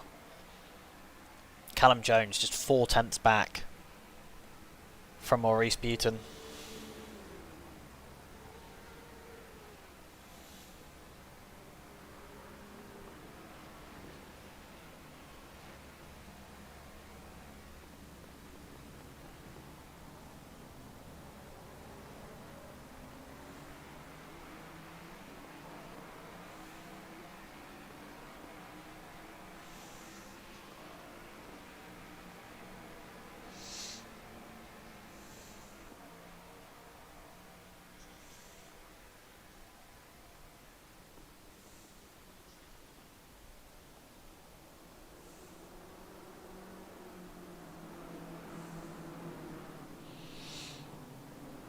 Callum again just too far behind into turn 1 to get the move done there.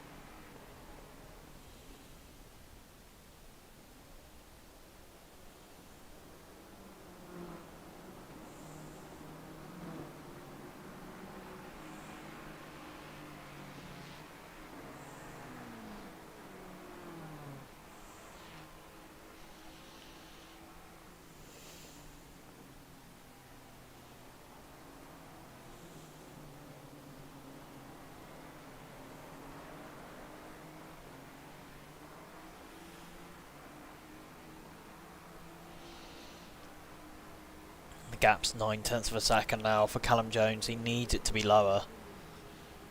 He's got to hope, I think, that that Maurice Buton is held up by that GT4 in front coming out. Oh, it's not a GT4, I thought it was. No, it's the BMW number 98. Callum Jones just needing to find those extra few tenths, just a tenth or two a lap, just to reel Maurice Buton back in, because at the moment it's just not happening.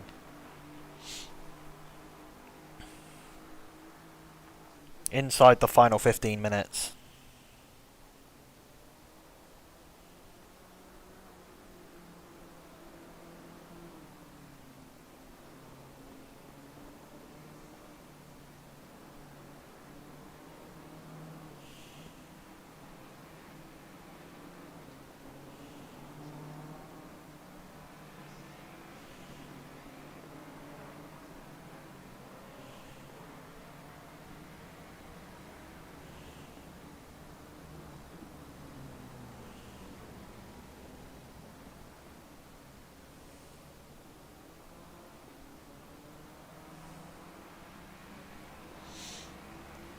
The gap is back to a second again.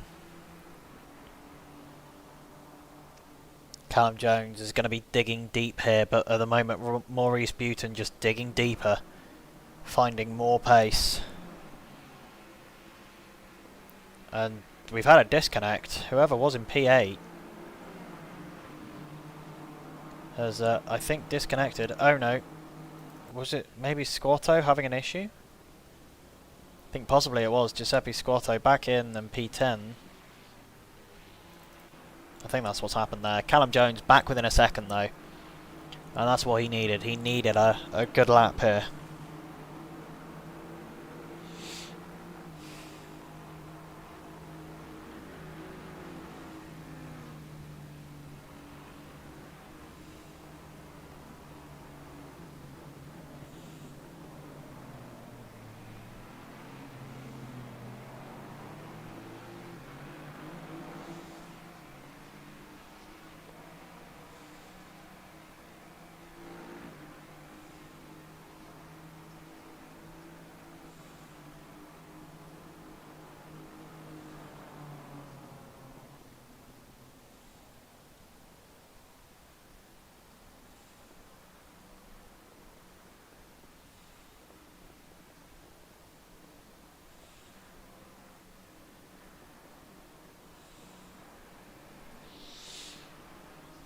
It's back out to over a second again. Lap traffic. Lap traffic just hurting Callum Jones a little bit in this stage of the race. He wants to be closer. He arguably needs to be closer.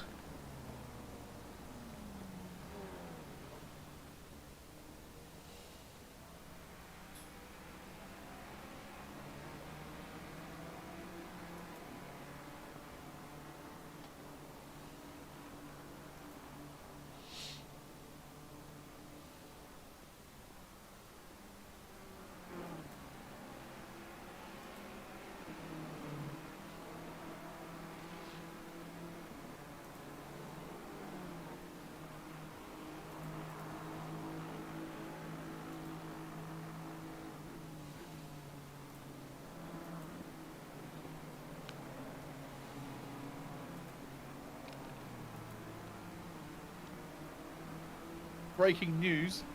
Hello? Breaking news. Yeah? Well, 2 bits of information. I run out of skill. Yeah, no, I saw that, yeah.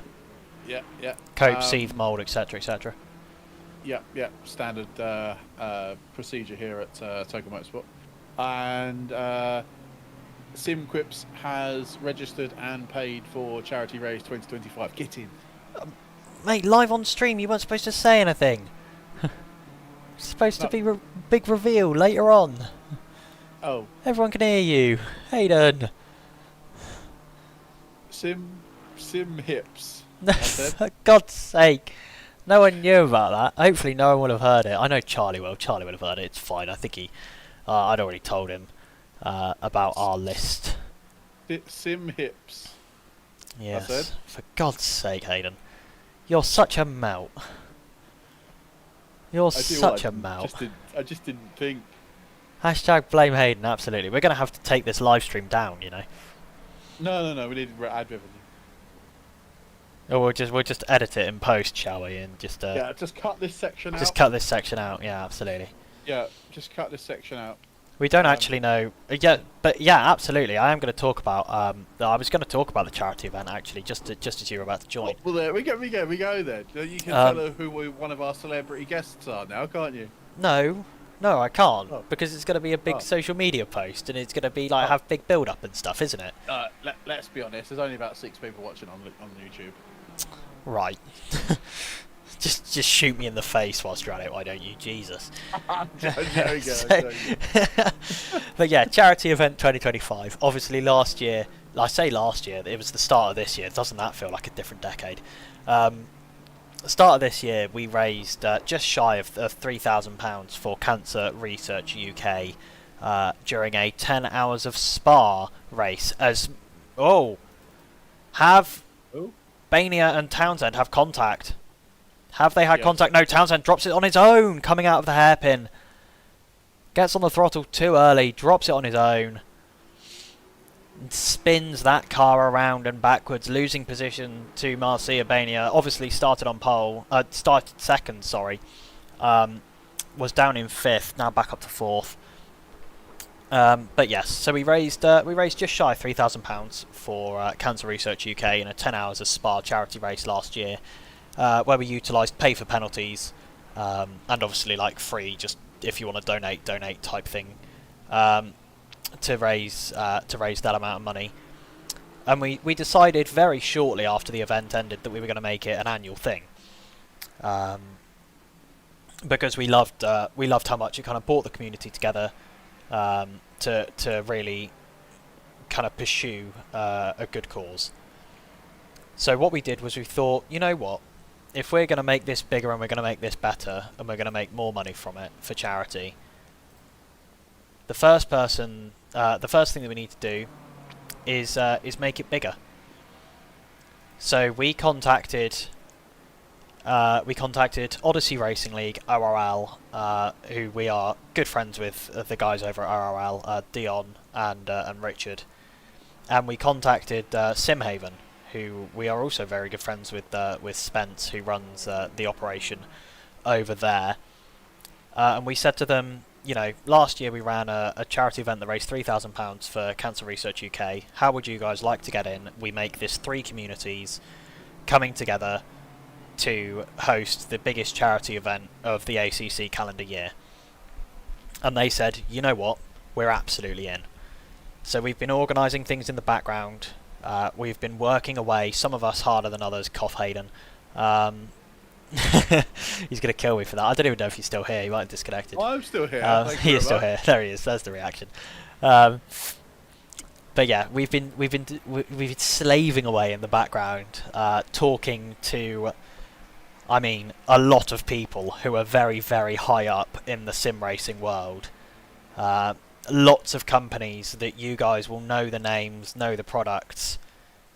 We've been talking to, you name a sim racing affiliated company, and I guarantee you I've sent them an email in the last 8 weeks. Let's put it that way. Because we are organising the biggest and the best charity race that we can. That means giveaways from some of the most well-known and most reputable sim racing companies that currently exist. That means free game passes, if possible. We are still working on some details. These are not finalised. There is going to be giveaway codes for certain setup workshop companies. We are going to be able to give away a brilliant rig and seat combo that I cannot confirm for you right now, but it is fabulous, from one of the best rig companies out there for sim racing equipment. And I'm going to have to stop what I'm talking about because Callum Jones is right on the tail of Maurice here. He's right on the tail of Maurice Buton. Is this when Callum decides to make his move? There's only 5 minutes of the race left. Does he do it now? If not now, it's got to be soon. No balls, Cal, come on. Possibly coming down the front straight.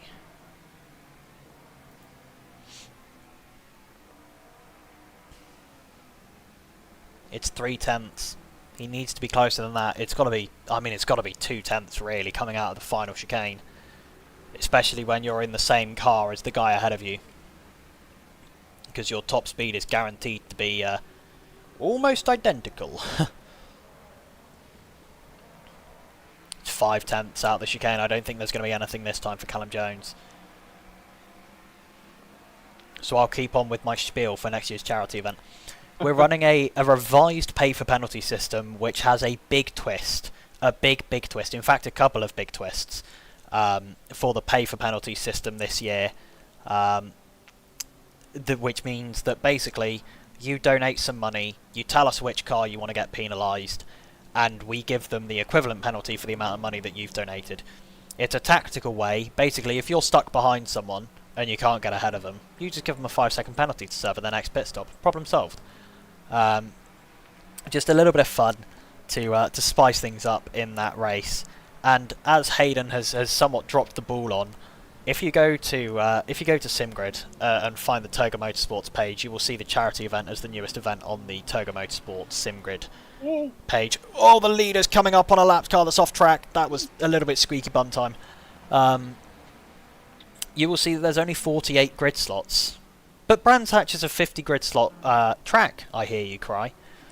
That is because I've also been in contact with a lot of big-time ACC sim racers.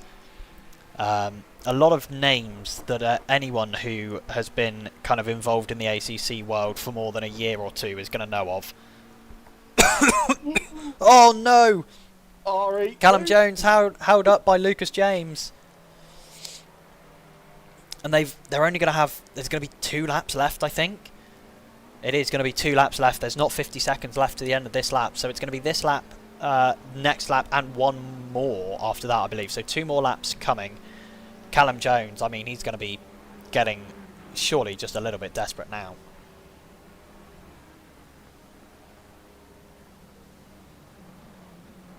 Oh god, they're going to have to deal with a slow Manfred Steiner who's just turned around his car as well. You know about spinning cars out on this track, Hayden. How does that feel? Not great, mate. I'm not gonna lie. That's not funny. That was not sorry, funny. That might have been a little bit. That might have been a little bit cruel on my behalf. That was too soon. Thank you very much. Oh, for God's sake! That's karma, that is. Oh, oh, my poor lungs. Oh, God, you'd think I was a chain smoker hearing that cough, wouldn't you? Oh, I'm not, I'd like to point out. Oh, man. Ugh, this commentary is like... this commentary is like midnight at Le Mans commentary right now. I need to focus. It's fine, I'm not going to start talking about hard illegal narcotics like they did at 2 AM at Le Mans. So just one more lap after this one. And Callum Jones is 9 tenths behind Maurice Buton here. Do you? No, you don't. You just want to go and chat waffle. There he goes. Off to go and talk to his mate Dexter. Honestly, some people. Some people, right? Honestly, criminal.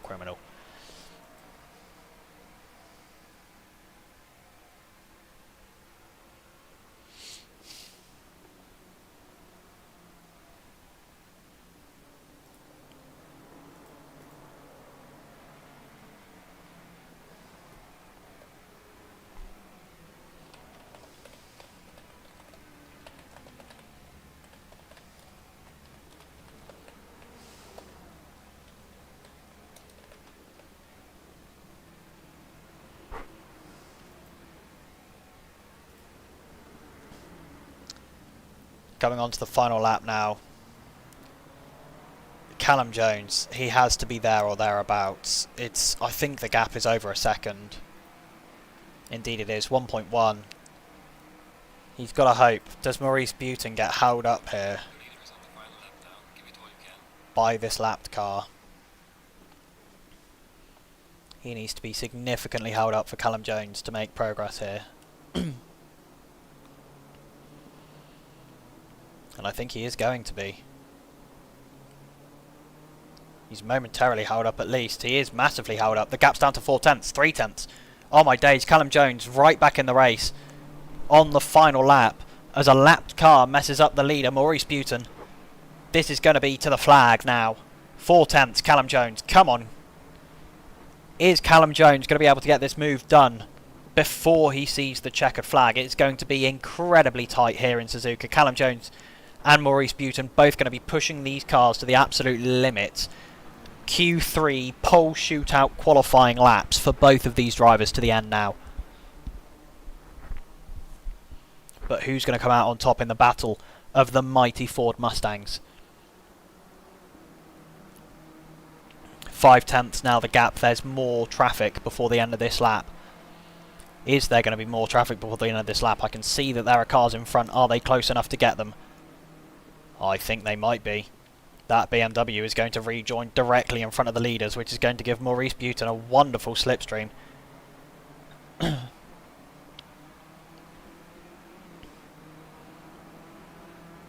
Do they get to these lapped cars before the end of the race? I don't think they're going to. 5 tenths is the gap. Callum Jones needs to do something magical in these final few corners if he wants to get ahead, but I don't think he's going to, and I think he knows that.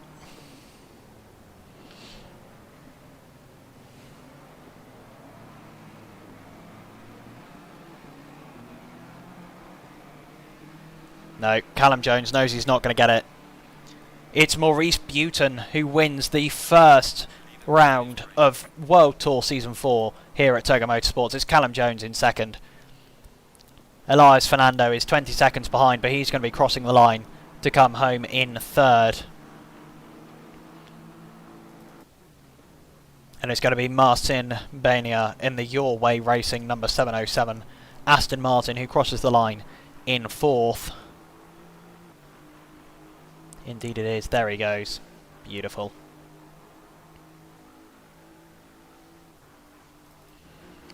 Now Matt Townsend is going to be P5 in that number 11 Aston Martin. He's going to be annoyed. A solo spin on the exit of the hairpin in his battle with Marcin Bania sees him fall to 5th after having started in P3. Disappointing race for him. It's going to be Pavel Zabago in the number 360 R Motorsport.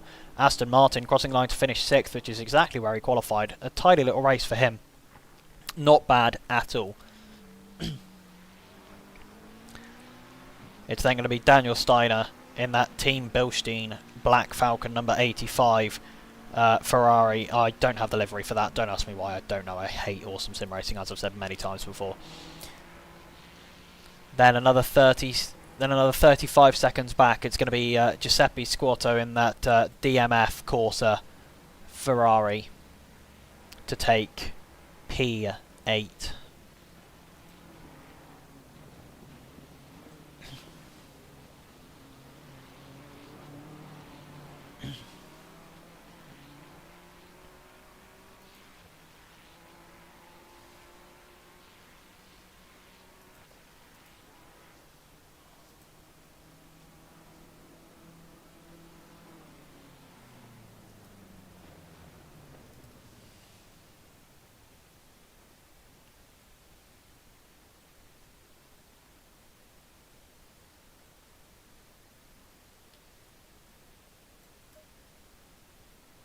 Lots of drivers here, I think, going to get penalties for writing in the game chat.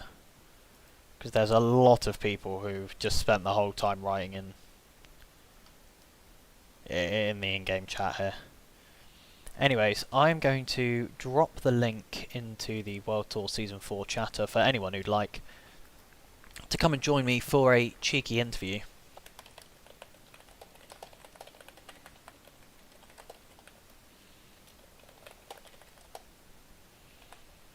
I mean, what a brilliant race, ladies and gentlemen. I don't think you can deny it. It was a fabulous, fabulous race in the end there.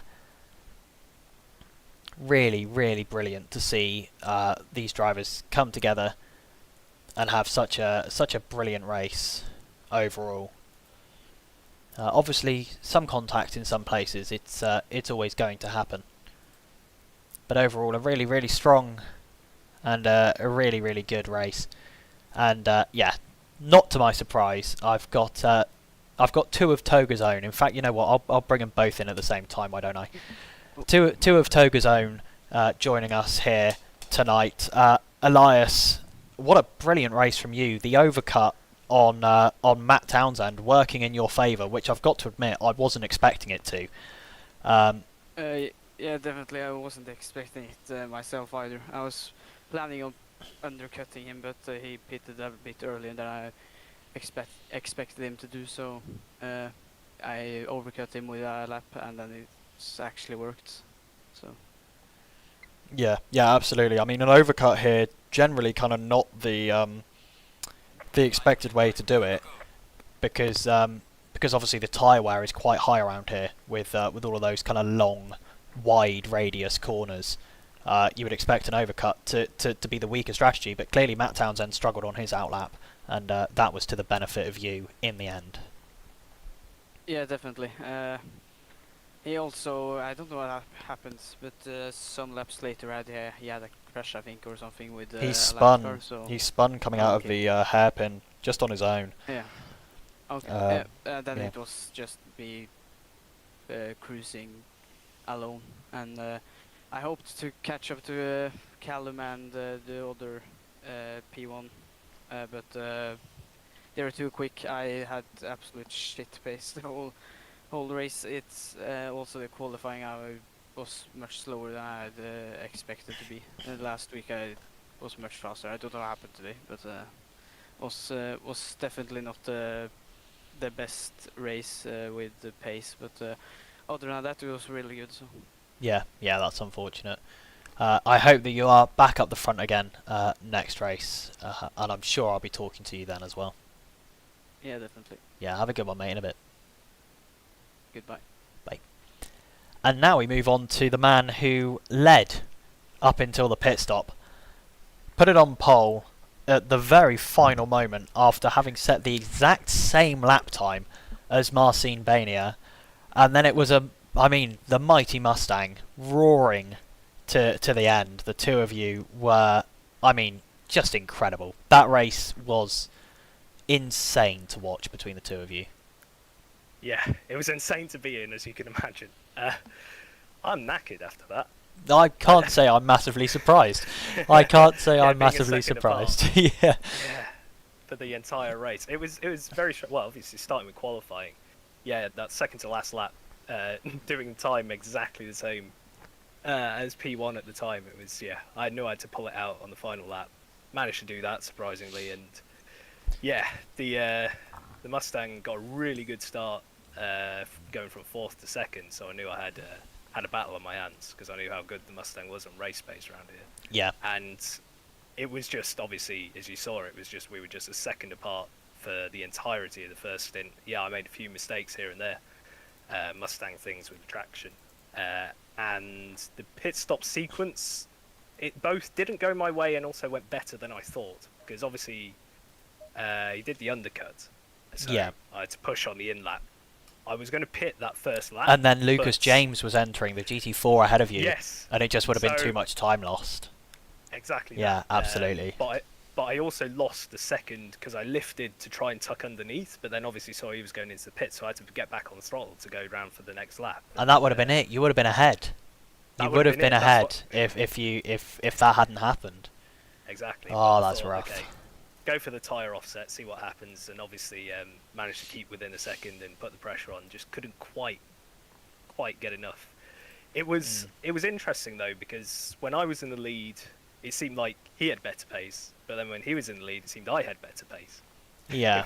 It was strange. Yeah, I think it's probably, obviously, when these cars are developed for following other cars, you know, you can't Ford can't go and you know, buy a BMW M4 GT3 car from BMW No. and be like, oh yeah, we're testing it to see where your car's bad so that we can work out how we can make our car better. So the times that these cars are most aerodynamically efficient behind another car is when it's the same make of car, very similar to what you see in NASCAR, while you get manufacturers to kind of training all together. So Yeah, I definitely expect that was felt that probably way. it. Yeah. It also seemed like we flip-flopped on whichever corners we were better on as well. It was it was a really intense race, but it was a great battle. Yeah, absolutely. It really did look it. Obviously, pole position was really, really strong, but I know the racer that you are. You must have been gutted to see that checker flag fly just 4/10 behind the leader at the end. Yeah, I mean, I got quite lucky on the last lap with the lap car interfering a bit, so I had another chance. I'd kind of settled into P2 because I don't know what happened. I think I dropped back a bit on the second to last lap. But then, yeah, just having that extra chance to have a go and just not quite getting there is, yeah. It's one of those. But whenever you have a great race like that, you can't really complain, even if you do finish second. No, absolutely.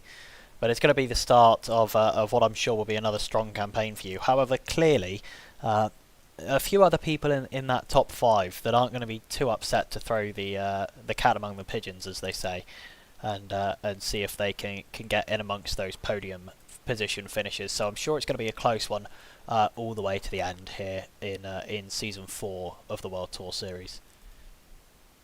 Indeed. Wonderful. Yeah, it's going to be a tough battle all the way, I think.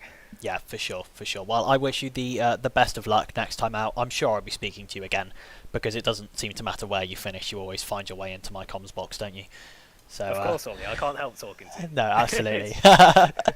Well, I'm sure I'll see you next week then, mate. Have a good rest of your evening, and I'm sure Take I'll be care, you talking too. to you very soon. Indeed. Have a good one in a bit. See ya. Well then, ladies and gentlemen, that brings us to the end of round 1 of World Tour Season 4 here at Toga Motorsports. I mean, come on. You cannot tell me that you have seen better racing than that this week. I do not believe it. Nowhere have we seen a fight for the lead go on the whole race as close as that. Less than a second between those cars for nothing less than about 118 than about an hour and 18 minutes out of that hour and 20 minute long race.